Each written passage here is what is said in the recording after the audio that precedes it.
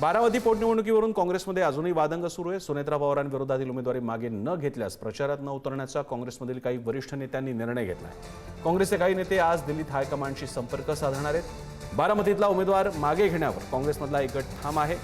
उद्या म्हणजे 9 एप्रिलला उमेदवारी अर्ज मागे घेण्याचा शेवटचा दिवस आहे, त्यामुळे काँग्रेस काय निर्णय घेणार याकडे लक्ष असणार आहे। संदीप राजगोळकर यावर सगळं लक्ष ठेवून आहेत। संदीप आपल्याला सोबत आहेत। आता संदीप, काय घडामोडी चाललेल्या आहेत, कितपत संकेत आहेत की उद्या वेगळा चमत्कार पाहायला मिळेल?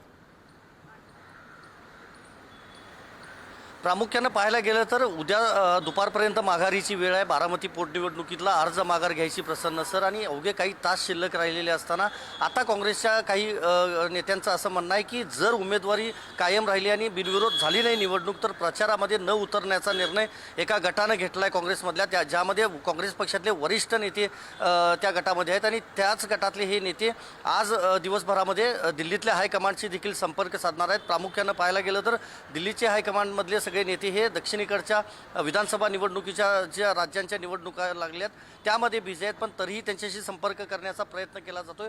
50 पेक्षा जास्त उमेदवारी अर्ज प्रसन्न सर जवळपास बारामती पोटनिवडणुकीसाठी दाखल आहेत। अजूनही माघारीची प्रक्रिया जी आहे ती सुरू आहे, मात्र सगळ्यांचं लक्ष लागलेलं आहे ते काँग्रेसच्या उमेदवारीवर।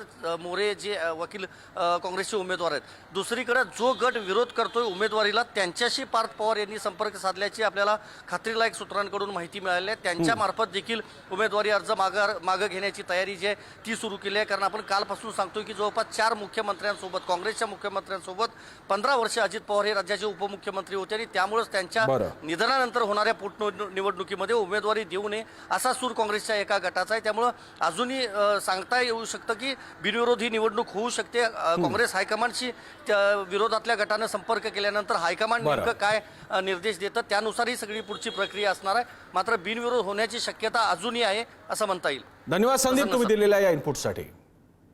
सुनेत्रा पवारांसह राष्ट्रवादीच्या नेत्यांनी मुख्यमंत्री फडणवीसांची भेट घेतली आहे। पोटनिवडणुकीत भाजप मोठा भाऊ म्हणून पाठीशी खंबीरपणे उभा राहील।